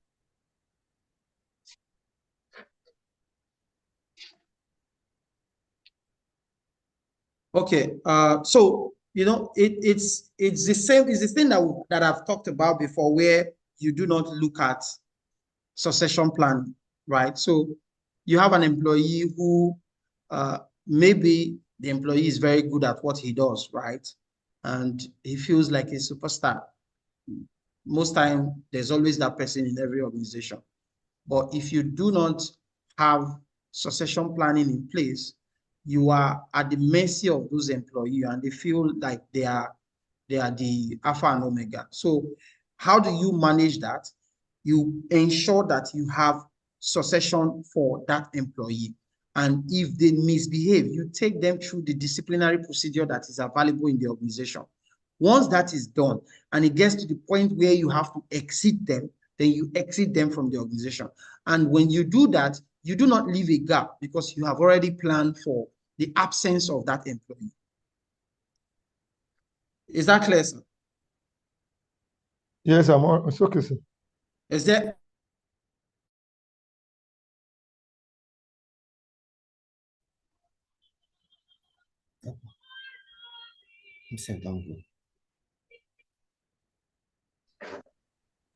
Is there any other question? Please, if there's any, ask so that I can move forward. There's a hand up. You can check. Hello, sir. Hello, sir. Can you hear me very well? Yeah, I can hear you. Go on. Yes. Good evening, please. Thanks very much for Why is the there no class. water? Hello. Hello. Hello. Hello. Okay, Hello, Mr. sir. Sunday. Yes, can I go ahead? Yes, Mr. Go Osha, ahead. Go ahead. still on the It's okay, call. yeah. My question is, how do you handle an employee who at every point in time, before you carry out any tax, you want to be compensated? Tied to, like, initially when you were taking us the class, you made reference about trying to motivate them. So how can you handle such an employee? You are giving me a tax, but you want to be motivated first before such will be carried out. And again, too, can you hear me? Yes, sir, I can hear you. I can hear you now. Okay. Please go on. It's okay. And again, too, by what means, though I know the question is far behind now, but let me just ask it now. By what means can you actually handle an employee who you want to employ, and you are giving him an interview, he's not able to deliver at that interview stage, but is a highly competent person? How will you discover such kind of person to know that this person knows the job, but the expression is an issue at the interview stage? That's my questions. Thank you.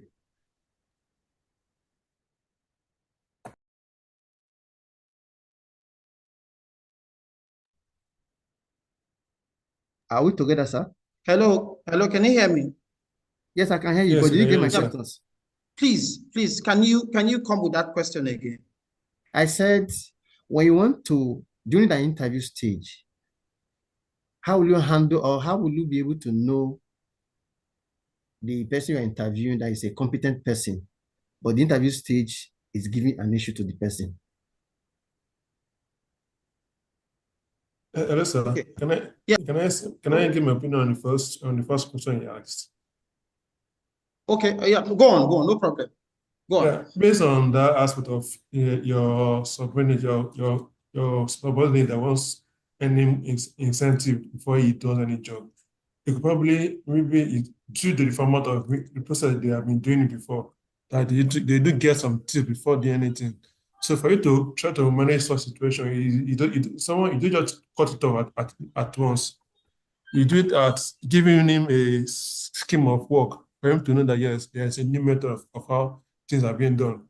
Quite all right, you get his tips, but not at that initial stage. But if you need to let him know that if you are checking his performance, how well he's been efficient in his job, that will determine what he stands to get. Because probably by then, they must have been giving him or her or the person that is working a certain amount of money. Either he's doing the job right or not, but there might be no someone supervising what he's doing.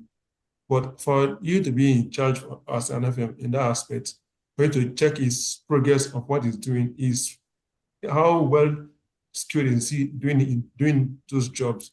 We're not letting know that this is what it takes for you to get such excitement, such motivation.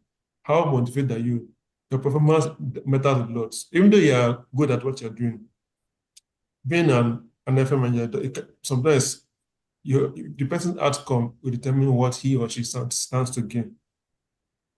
Unless he is being recommended and you've seen it your first hand, sometimes it might not actually give the person instantly that motivational incentive. You allow him to do the jobs once or twice. Sometimes you check human behavior, how they respond to negative reactions, if they tend to work with all their method. Because if it's basically solely on the incentive that they're working. So in that aspect, you determine if this person is correctly fit for the job or just basically what he wants for just incentive. That's what I have to say because some humans these days sometimes we tend to it's what we want to get before we get started working. Some don't put the passion in what they are doing. Quite all right, they are skilled in doing it, but this is what they tend to get before they do it. That's why they are into it most jobs at times. Okay. So what was the second question? Okay, my second question is as regards to the interview, during the interview stage. When you are interviewing someone who actually applied for the job and is not able to express himself, but is a highly competent person, by what means would the interviewer be able to deduce to know that this person, he knows the job, but expression is an issue? So yeah, it starts with putting the candidate at ease, which was why in the interview tips, right, it was clearly stated that don't come off in such a way that the interviewee becomes really uncomfortable and scared, and then they start to fidget. But it can happen at any point where a candidate starts to do that. It is also very important that as the person interviewing that candidate, that you try to bring them back to the reality that you're not talking to a god. So free. And sometimes people are not able to express themselves very well. And if once you identify that, you try to also come to that language where they comfortably interact. And I think for us, there's a way for me, right?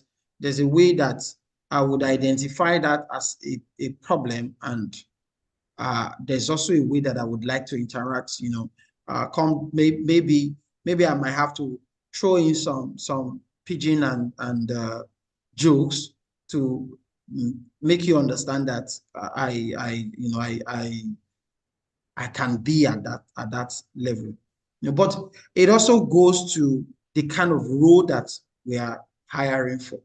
There are certain rules that the fact that you are not even able to express yourself already knock you off the list, right? So my response to your question is that as the person interviewing, find a way to put the candidate at ease. That is the best you can do. Beyond that, the person might not be the only person who's qualified for the job. So you might just be hiring the next qualified person. It's okay. Yeah. It's okay. So let's look at diversity in FM team, right? We talked about hiring rights, managing employee, looked at performance, we looked at linking organizational value with the employee, right? We looked at performance. Now let's quickly briefly look at diversity within FM team, because if you go to any organization today, what we have is a combination of different people, and it speaks about diversity, right? And diversity could be in form of age, it could be in form of gender, it could be in form of background, it could be in form of ethnicity, it could be different things. And even where you work, if you go tomorrow and you look at the place, you will see that there's different age group, there's different ethnic group, there's different social style. There's different education, there's different gender. This speaks about diversity and is always available in every workplace.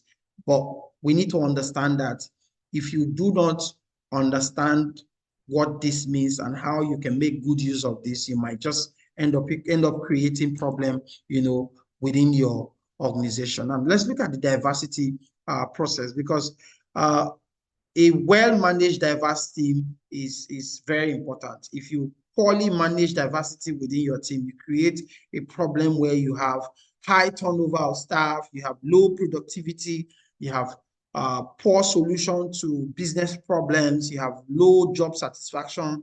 People are not happy with the job, and to come to work every day is a problem, right? Poor attitude towards diversity. So it is very important that you have a well-managed diverse team. And when you have that, the output is usually creativity within the team. People are very creative. They come up with solutions that help the business, solutions that are changing. They shift things, they change things, and they make the business better. They make people and also a well-managed diversity within the team, provide satisfaction for those people. Right. And then you have high productivity, quality, outcome, innovation. People are coming up with, different ideas that can change the way things are done. Right. So when we talk about a well-managed diverse team, what exactly are we looking at? People that are trained, because you have different people with different education, different people with different ethnic group, different people with different gender. There's bound to be, different orientation as regards a particular topic. But training help you bring these people together, right? Communication, good communication. You have to have a sound and solid communication system within the organization, right? So it is very important that conflict are also managed or handled constructively, because you have people from different background, different home, different culture, different level of education. Chances are you would have problems, you have conflict. How you manage that is going to be the game changer. So you have to have a well-arranged conflict management system where everybody feel satisfied, where everybody feel that things are handled the way it should and not one-sided, right? So you need to have this built within the system, because it's very important that diversity is managed well within the organization. But how can you manage diversity? What are the ways, or what are the strategies that you can use to manage diversity? Aligning policy and practice with diversity, right? Building balanced team. You have a team that is balanced. So you have different people or different category of these people in terms of diversity within a team.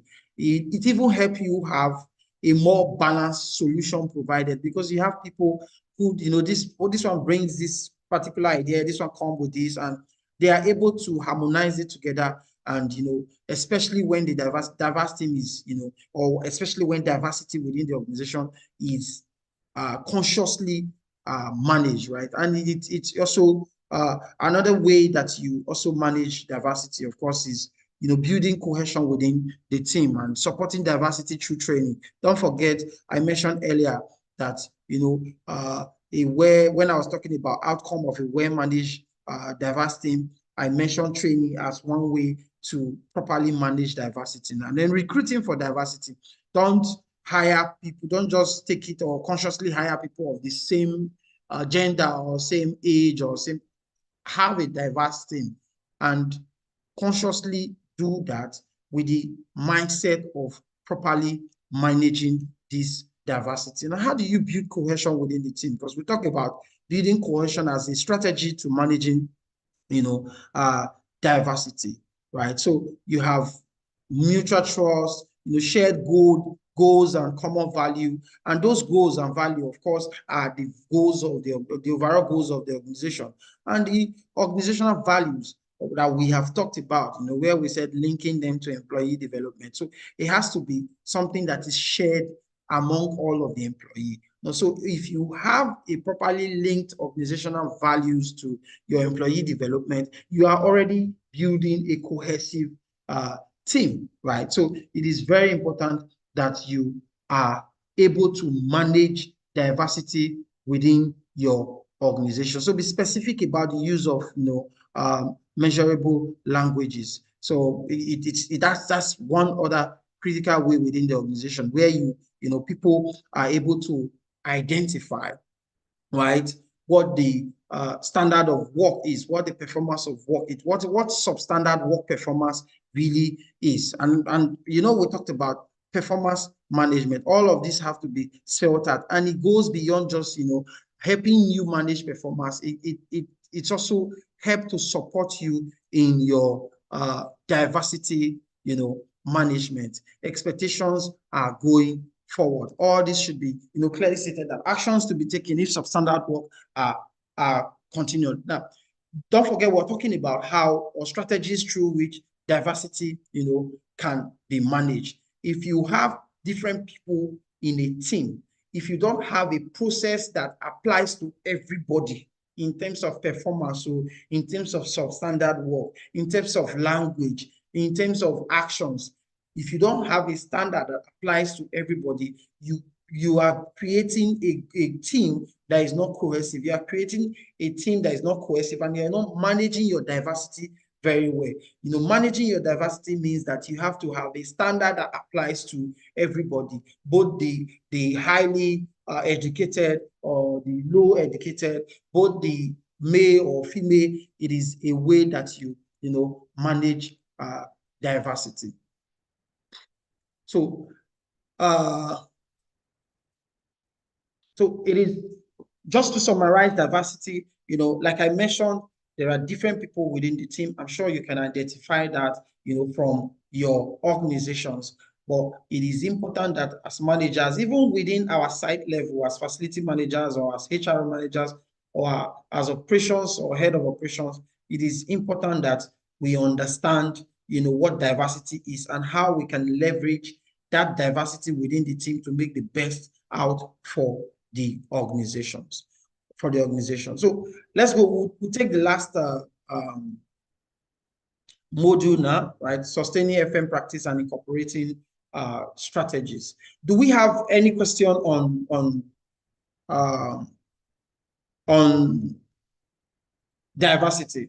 Or rather, okay, we'll take questions after the last module, right?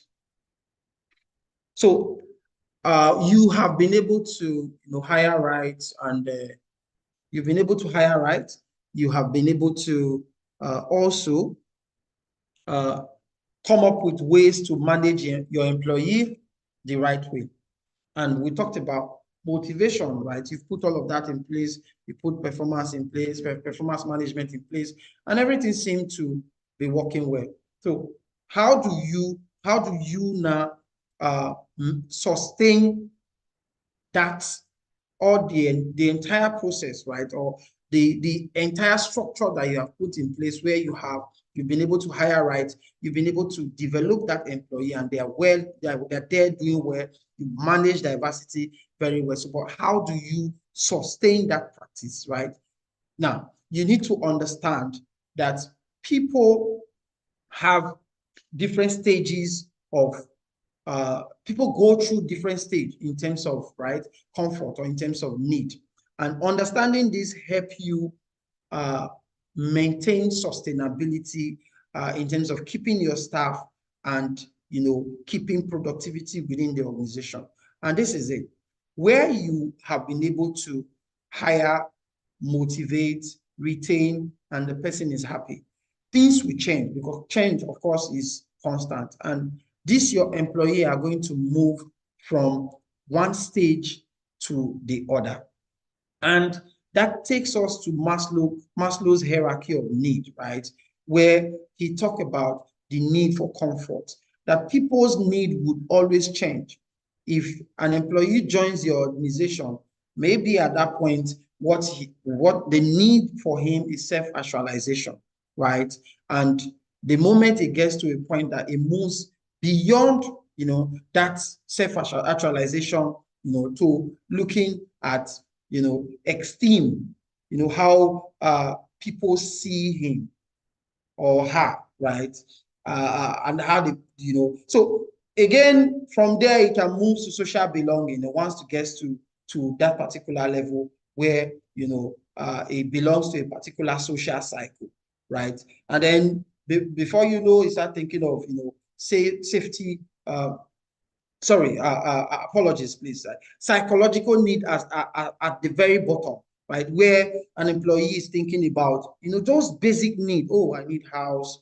I just need money to be able to rent, get an apartment, So at that point where you hire, that is the need. That employee feels satisfied at that point because he has been able to achieve that. It gets to a point where it goes beyond just those psychological needs: food, house, food, shelter. He is now thinking about, security, financial security, safety. Oh, if I lose this job tomorrow, what happens, right? How do I sustain my house? How do I sustain feeding? So that becomes the stage where they are now. But you understanding this particular hierarchy of need and what happens at that different stage also help you retain your employee in terms of changing your strategy that you apply to developing or retaining that employee. Because eventually he's going to move from, just that safety and security to getting to social belonging. You get to a point where he wants to belong to the social cycle. He wants to get to, that particular level where you look at him and you say, oh, he belongs to a particular, I mean, you can call him fairly rich or something. So it is very important that as managers or as facility managers or as leaders, that we understand Maslow's hierarchy of need and how it applies to human development, how human beings move from each of these stages to the other. It's a pyramid. You can see that it moves from the very bottom, from psychological need to the highest of it, which is self-actualization, right? So I would also implore you to take your time to research more on, what Maslow's hierarchy of need is, because it helps you understand how to, retain your employee as they continue to develop within your organization. You can imagine for an organization like UBA that is very big, and they have employees that have, moved from the bottom to or mid-level to the highest level of becoming a GMD, and at that point they've gotten to the top. They're probably at the esteem stage, or they are at the self-actualization stage. Now, if it's the esteem stage, they would also want to think of how to get to the self-actualization stage. And as HR managers or people making decisions within those organizations, understanding these stages help you or know how to continue to motivate and retain those people. So it is important that we understand Maslow's hierarchy of need, and I implore you to go further to read about it, because it will help you understand how to sustain all these practices that you've been able to build within the organization to make the best out of your employees and be able to ensure that the organization or the team achieve the strategic goals and objectives of the organization, right? So aligning FM practice, right? We talked about, the practices that we've been able to build within the organization. How do we sustain them? What do we need to do to sustain them? It is important that we keep our employees comfortable. And that takes us to the environment generally that they work. How is the environment, right? We need to understand if we need to make facility change. What do we need to do? Do you need to change this to make it conducive for the people to work?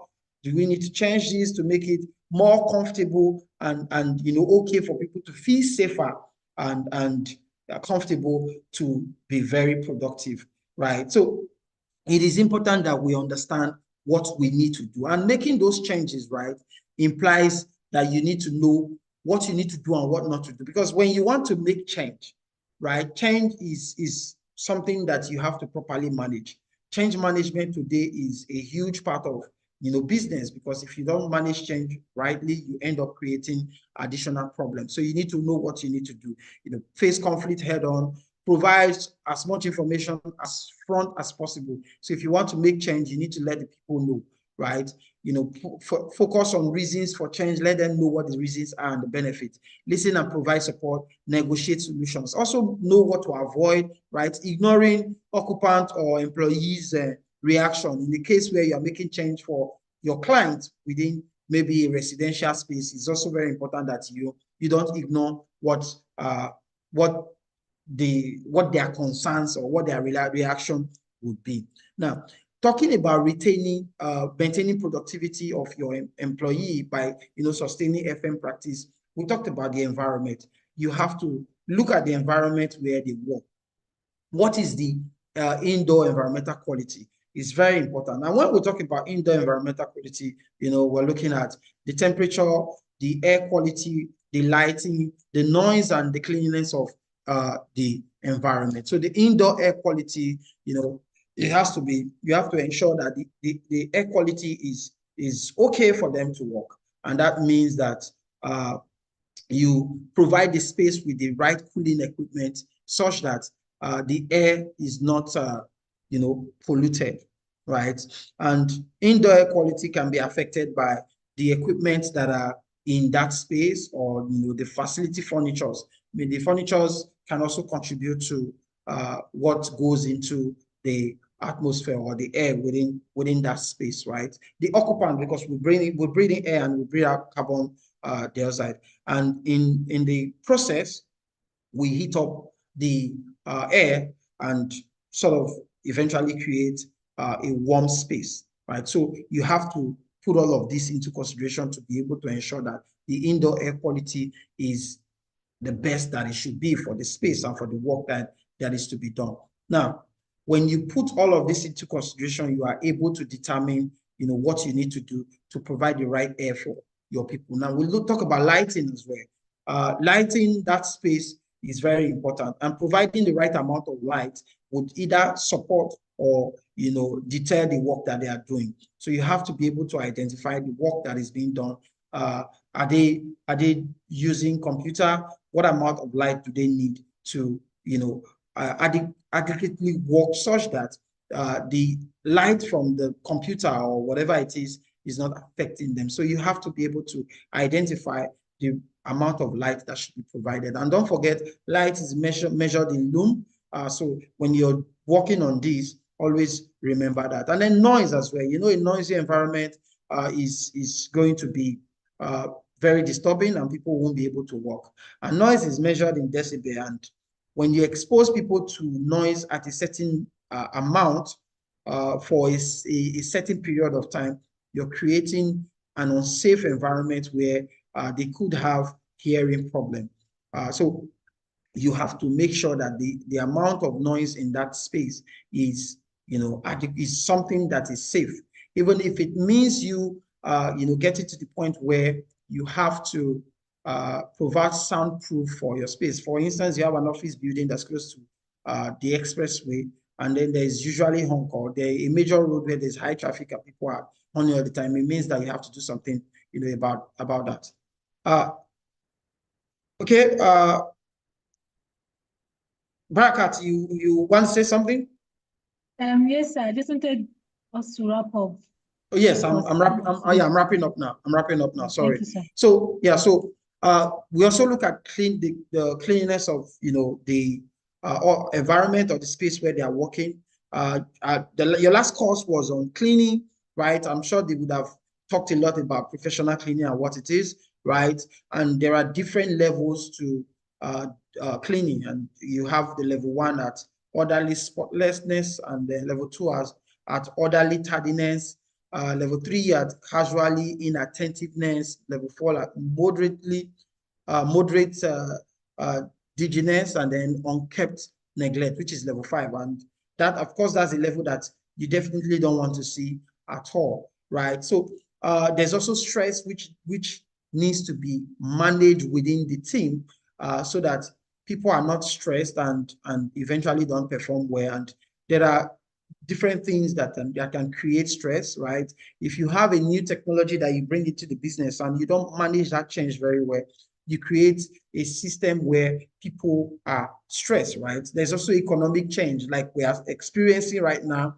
Inflation is surging up, and people are unable to meet up with their financial obligations. So stress just automatically comes in. Change also, can create stress. Ergonomics, the sitting arrangement is also a very important thing that you need to put properly, so that people don't sit such that at the end of the day, they start having a musculoskeletal disorder, and it becomes a problem, a health problem at the end of the day. So getting the right furniture for your employee that are adjustable in a way that people can adjust to the sitting position that's comfortable for them is, very important that you need to know. FM strategy, designing for workspace efficiency, right? Decreasing footprint, decreasing churn rate, and decreasing appropriate furniture.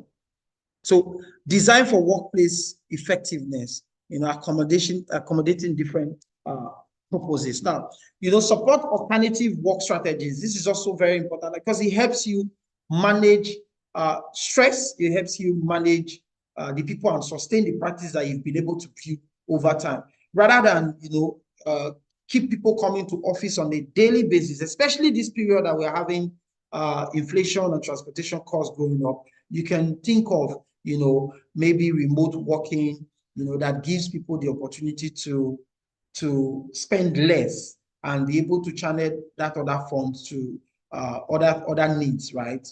So these are different ways to be able to manage stress and, sustain that FM practice that you've built over time, right? So let's just do a summary and recap of the entire course, right? We said from the beginning that the right person has to be hired for the right FM job. It is very important. If you don't hire right, you're creating problem from the very beginning. And we talked about succession planning that is vital in assembling FM team, because anybody can leave at any time. And if you don't plan for succession, you create a gap and a problem where the business falls into crisis and everybody's running helter-skelter, right? We also talked about, making sure employee competencies are shaped by organizational values and goals. That's where we talked about linking the value of the business with the people that you hire and the development plan that you have for them, right? And we talked about performance appraiser as a critical tool to, ensuring that ensuring that people are doing well in the roles that they are hired for, and also using it to identify gaps and, providing solutions in terms of training or mentorship to improve the work that they do. And I went further to also talk about using performance appraisal to identify where people have more strength, so that you can even reassign role if that would bring out the best in them. And that there must be a clear cut path to self-actualization as defined by Maslow's hierarchy of need. You know, where we talked about Maslow's hierarchy of need. And I mentioned in almost all of the modules that you have to have a career path system within your system, where within the organization, where employees can grow and move from one stage of their career to the other. And there was a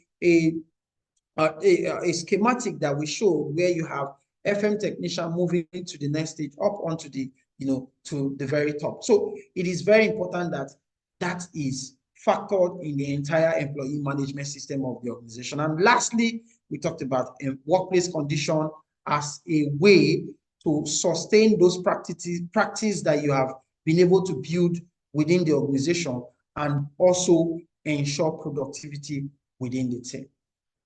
So that's it. If there are questions, let's quickly ask, because we've actually taken additional 21 minutes and I want to wrap up in 2 minutes. I want to close the class in 2 minutes. So if there's any question, please ask.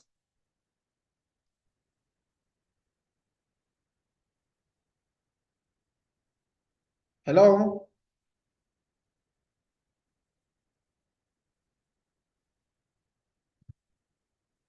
Any question, please? Any question, please?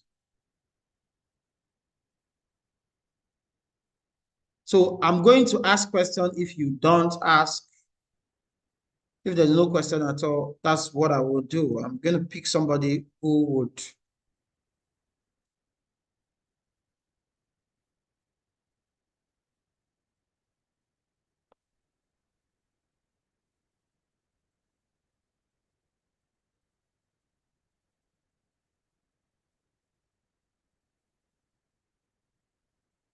Okay, so Philomena, please, I want you to tell me what you think, how best we can manage succession planning, or how best we can plan for succession within an organization.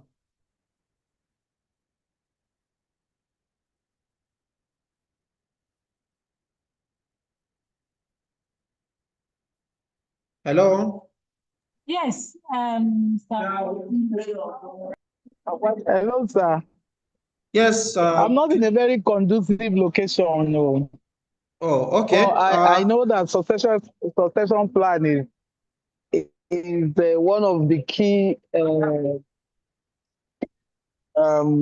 plan in any organization, especially when it comes to the hierarchy of the managerial aspect of that organization.